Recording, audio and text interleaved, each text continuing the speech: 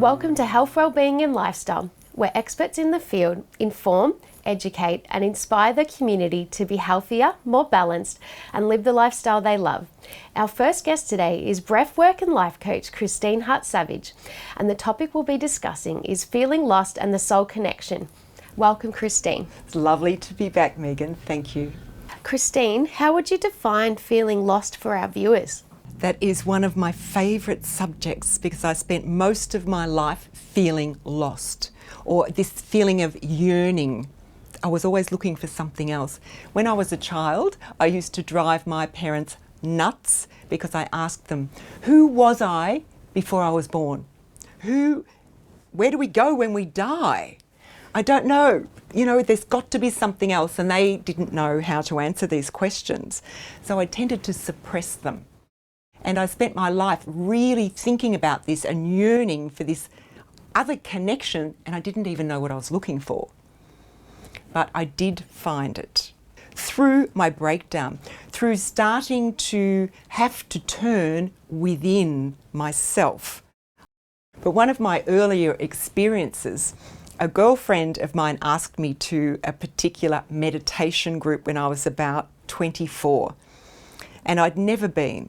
And we had our little children in a creche there, and we went in to this particular place, and I was a bit confronted by it because there were some people there in like orange gowns and shaved heads, and I thought, what is going on here? And I was really quite daunted by it because I didn't understand that world. So we went in and we were sitting on a wooden floor, and there was this particular young woman taking the class, and she was leading us through this, what I called a relaxation. I laid down, and as soon as I laid down and I was listening to her voice, I started to relax, and suddenly there was this a big tunnel, and I was moving through this tunnel, and I felt like I was moving very, very fast, but there was no resistance or anything like wind or anything like that, but moving fast. And when I looked up, there was this blazing light at the top, and I became frightened because I thought, oh, what happens when I go through the end of that tunnel? Will I die? And as soon as I had that thought, bang, it disappeared. And as soon as I relaxed again, it appeared again, and I was travelling through this tunnel. Now, I didn't tell anybody about this experience because I thought it was very weird. So the next week we went back, and the following week we were going through these same type of exercise she was leading us through, and we were sitting cross-legged on the floor, and suddenly, this is going to sound weird, but it's the truth. I had this little, like an umbilical cord coming out of my own belly button with a tiny little embryo floating in the air. And I thought, oh my goodness, I opened my eyes, it was there. I closed my eyes and it was there. And it just stayed with me the whole time. And when we finished the session, we were speaking to, they were swamis, I found out later. We were speaking to the swamis, and I told them about my two experiences. And they said, that's not fair. We've been meditating for years and we haven't had those experiences. I didn't ever go back because I was frightened of what I experienced at that time. So going forward, when I went through my really dark night of the soul, my challenging time in my relationship, I had difficulties with my children, and my marriage broke up and I had that breakdown. I had a breakdown. I went back into learning meditation and discovering and uncovering that part of myself. And lo and behold, back came this, what I now know is the tube of light that comes down around you, which forms this incredible tunnel that is part of us. It's a tunnel of light, and we're all connected to this. But I had a lot of experiences that happened that I did not understand, Megan. And I'm sure there's our viewers out there that are having experiences off and on that they don't understand either, or they may be yearning for that connection. So the emptiness I was feeling suddenly started to fill. and became a feeling of connection, a feeling of belonging that I had never felt before I went through these experiences. So the yearning started to disappear, the emptiness started to disappear. And I think that spiritual connection, that soul connection as I call it, fills that emptiness inside. And what I've realised is that we are a part of something much greater and much more magnificent than we realise. I started to realise, there's so much more to us than we know. And this has been a continuous journey over the last 35 years of me really unfolding these deeper layers, because we're eternal. There's these eternal layers of wisdom and knowledge that is inside us. Christine, if the viewers and I are interested in connecting with our soul, what do you recommend? Well, definitely to start meditating daily, because in that harmony and peace that you eventually get to, at first you won't experience that. You'll experience a busy mind, but we have to stick with it. Eventually you'll have pockets of sinking into yourself and experiencing a lovely calm and peace and harmony. When we're in that, this energy starts to flow through us. So that when we do enough of that, we start to develop in a different way. We expand, our consciousness expands, our wisdom expands. The other thing I'd like to touch on here, if I may, Megan, is that I had this wake-up call also that I wasn't necessarily fixed. We're not fixed. That I had the ability and the intelligence we're all given to look at who I'm choosing to be in life. I could choose the way I wanted to feel, and I could choose my actions and my delivery in life and lead my life rather than being just blown around by life itself, because every day we could do that and just react and start looking within, because everything we need is inside us. Christine, that's such fantastic information. If you'd like to know more about feeling lost in the soul connection and Christine Hart-Savage, please go to her webpage on our website, healthwellbeingandlifestyle.com.au. And after the break, we'll have another interesting guest with another interesting topic. Stay tuned. After the break, we have international meditation teacher and coach Daniella D'Amore talking about personal evolution and conscious creating.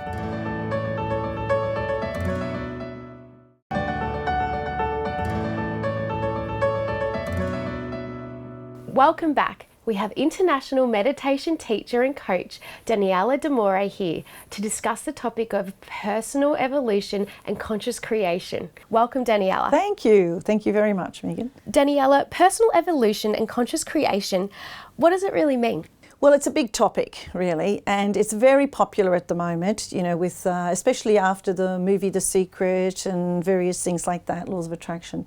But really what it means is, in my belief, of course, what it means is our own personal journey of evolution, you know, being the spiritual beings having this human experience, and how through using the universal creative energy to create into our lives, what we're doing is learning about our own power, our personal power. And the more and more we learn about our personal power, then the more we are evolving as these spiritual beings, right? Yeah. So it seems like a very complex, very deep topic, and it kind of is, but really at its core, the simplicity of this beautiful topic is just to remember that we are creators.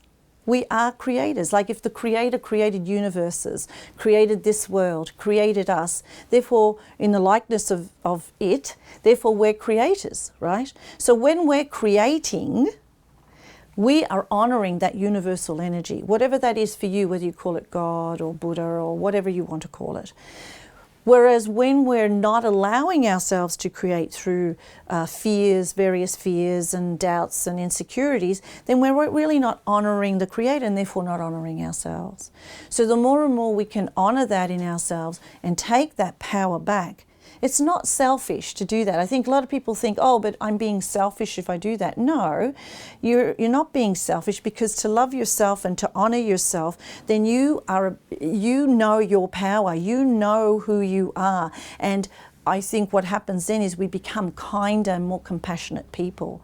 Daniella, how could we apply this in our everyday life? Well, you already do. You already do, whether you're conscious of it or not. And that's why I say conscious creating is about becoming conscious of what you do. And that, again, is about taking that personal power back and saying, oh, I'm creating this because I'm angry today, or I'm upset today, or I'm happy today. You know, we create all the time. Everything you have in your life right now, every single thing, you created it.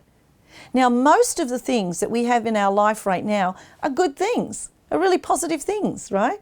But we tend to focus on the things that are lacking or we don't have, right? So we think life's hard. And when we understand that we have the power to create things in our life, we stop blaming people. We stop pointing the finger. Well, I'm like this because of my parents, the government, you know, whoever, right?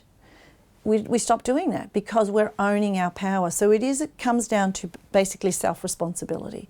And when we're responsible for all of the thoughts and actions that we take, that makes us powerful. Makes us powerful. And we're powerful because we know who we are.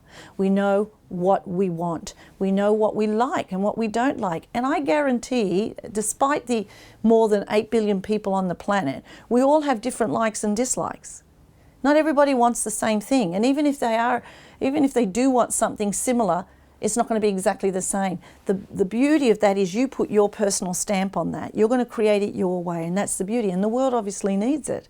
So it does come down to self-belief, but we have a self-belief when we know that we are part of this immense, enormous, creative universe, and again, whatever you prefer to call it, and that we are born of that, and we have that within us, and we have that magic, we have that power to create what we need to create. And the more and more we know that, the more and more we live that, the more and more we align with that, then the more we are evolving as beings.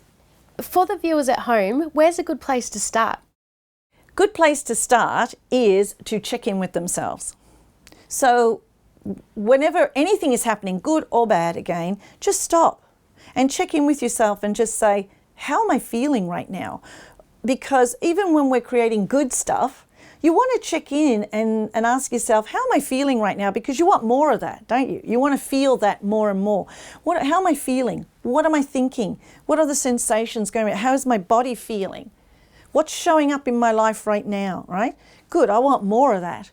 And the same when it's not going as positive as you'd like it to go, or there's situations, circumstances in your life that you'd like to change, stop. Just stop. Take a deep breath, check in with yourself and say, how am I feeling? What is happening within me? And let it come out. And you'll probably find that there's always some kind of fear, some doubt, insecurity that's there. And that turns into, fear. Nothing good comes from that, really. Right? So if we can come from a place where we're loving the moment, a lot of good's going to come from that. So the more and more we can stop and ask ourselves, how am I feeling right now? Like, what's going on within me? And be totally honest, then the sooner we're going to get through whatever it is we're going through and get to the other side where we can start creating, much more positive results or situations in our life. But not only that, we'll also look better, I think. We won't look so stressed and tired and frustrated, and it just makes us happier people, right? Because the more and more we're in a calm place, the happier we are. And so again, we're going to make better decisions for ourselves. And from making those decisions, then we take action, and we take positive action, which is going to result in positive results, basically. So whereas if we make decisions from a fear standpoint, which under the heading of fear is lots of, different uncomfortable situations, then if we make decisions from there and take actions from there, then the result cannot be positive. You cannot have a positive result from a not positive journey. You know what I mean? A negative journey will not provide a positive result. So it's along the way, and we're always going to have that little setback. You know, you might be going along going, yes, yes, yes, yes, and punching the air and going, I've got it, and then something will happen. Someone will say something to you, something will happen, and immediately we go straight into that autopilot, into that default. Oh, I'm not good enough, or I'm scared, or you're not feeling safe, or whatever it is that triggers you. But becoming conscious about that, you know how to move through that faster. You're not going to sit in it, not going to stay in it as long as you probably would, and blame someone else. Daniella, that's such valuable information. Thank you so much. Yeah, sure. If you'd like to know more about Daniella and personal evolution and conscious creation, please go to her webpage on our website, healthwellbeingandlifestyle.com.au. And after the break, we'll have another interesting guest with another interesting topic. Stay tuned. After the break, trauma therapist and author Melissa Hiemann will be talking about how trauma shows up in our parenting.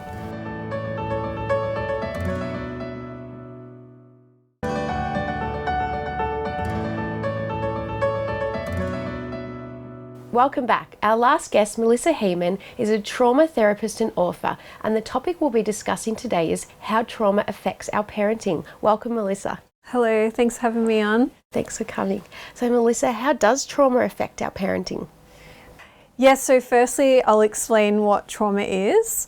So trauma, and in relation to parenting, is usually ages 0 to 7, where we have a very strong emotional response, where we feel very scared or very stressed out, but we don't have someone safe there with us to help us process that, or we feel like we're trapped and that energy can't move through our body and it gets stuck in our body, and it can cause behaviours, negative thoughts and flashbacks later in life. It can definitely affect our relationship in regards to that we have with our kids, our relationship with parenting, our relationship with another parent, you know, if we have a partner, because we're taught certain ways of how to be nurturing, we're taught certain ways of how to discipline a child, and we've received it in certain ways. And so that can impact what we do with our children, right? So for example, with me, my mum was left at a boarding school when she was 4 years old. And so she didn't have a lot of nurturing there. And so when she came to having me, it was really about, you know, in that generation, the food is on the table, roof over your head, and there wasn't much emotional support, and she would never sit down and play with me. And so for me personally, as a parent, I forgive her, and I understand that that's just the way that she was brought up. But then when it came to actually playing with my child, I actually found it very difficult, and that nurturing and playful side didn't come out naturally, and I had to really work on that because I was neglected in that way. So that can be one example. Another example is, say someone is very strict as a parent and they believe that hitting or that kind of discipline is good, even though they might be alcoholics because they have anxiety all the time and they're always worried about getting in trouble. Even as an adult, they're just like, well, that's the way I was parented, this is how I'm going to parent my kids. And that strictness, the child and the parent lose their bond and their connection and trust. And the kid just learns that I only get attention maybe when I'm doing something naughty, and that can really perpetuate the behaviour, and that could be generational. Then when that child becomes a parent, they could believe that the discipline in that way is the right thing to do. And then you can go on the other spectrum where a parent is just very carefree, the child is free range and let to do whatever they want to do. There's no structure, there's no guidance. As a parent should be a guide and a safe connection for that child. And then they might feel like a little bit lost, and they don't fit in anywhere, and they're not connecting with anyone. So there's like a real spectrum there of how trauma can affect us, and how the way we were parented can affect how we parent our children. That makes a lot of sense. How do we be aware of our own personal trauma when we're parenting? So if you're a parent, you might know how triggering parenting can be. So for example, if your child is having a tantrum, right, and maybe growing up you weren't allowed to cry, you were told to shut up if you cried. So when that trauma is trapped in your body, you couldn't process those emotions, and those stress hormones are trapped in your body. Now, when your child is having a tantrum and screaming, it's triggering that part of you that wasn't allowed to express itself, and you want to quickly shut down that child because it's so uncomfortable in your body because that trauma is being triggered by your child. So instead of telling the child to shut up and stop crying, we can become a bit more self-aware and think, this is feeling very uncomfortable for me, and just getting curious about that and being there for your child and being really present rather than being really stuck in how you're feeling and perpetuating that generational trauma that could happen if generation after generation they were told, like, shut up, don't cry. So parenting really starts before we become a parent. I know that it starts way back to the partner that you choose, and the partner that you choose is going to have such a significant impact on your nervous system, on your stress levels, on how peaceful you feel, and how conducive that is to having a really nurturing and safe space to bring a child into. So it really starts with, am I attracting the right partner or going for the right partners that are conducive to having a really trauma-aware, conscious parenting environment, a peaceful environment to bring a child into. And then as when you become pregnant, and then at about 3 or 4 months old in the womb, the nervous system of the baby and the child is already scanning the mother's nervous system and the environment to see what they're going to come out into. And trauma can already start there. So even for myself, when I was in the womb, I would have been scanning and seeing, what is my father like? What is the household like? What am I coming into? Oh, my mum feels very alone and unsupported, and I could take that trauma on while I'm growing in her belly. So that's when it can start. And then ages 0 to 7, a child's body, even if they don't consciously remembers every single thing. So when you let your baby cry it out, when you hit a toddler, when these things happen, when a child is watching domestic violence or watching fighting, they're literally absorbing every single thing that is going on and what happens to them or what doesn't happen to them when they're not protected and abuse happens. And that's their blueprint for how they are going to be as an adult. And most of our personality is created ages 0 to 7. So the more traumas that there are, and there's a study called the ACE study where if there's violence in the house, alcoholism, abuse, neglect, the more likely someone is to have obesity issues or health issues, addictions, and issues in their own relationship. What advice would you have for parents out there to repair their own relationships with their children? Yeah, so when we explain all of this information, they become aware it can bring up a lot of guilt and shame of perhaps how we've caused our children trauma. But the great news is there's neuroplasticity, which means that we can heal our relationship with our children. We can say sorry to our children, even if we thought we were doing the best that we could, which we definitely were. And we can start to repair that bond that we have by creating positive events, creating positive memories, holding space for our children's emotions, holding space for our own emotions firstly so we can hold space for others. So we can start to break the generational cycles and the perpetuating traumas that are getting passed down in our DNA, in our environment, in our families. It's never too late. And the first step is, working with someone yourself and releasing that guilt, that shame, and healing your traumas, and you will naturally evolve and be able to heal that relationship with your child. Thanks, Melissa. That's such valuable information. If you'd like to know more about Melissa Hiemann and how trauma shows up in our parenting, go to her webpage on our website, healthwellbeingandlifestyle.com.au. And that's all for us for today. We'll say bye-bye until next time.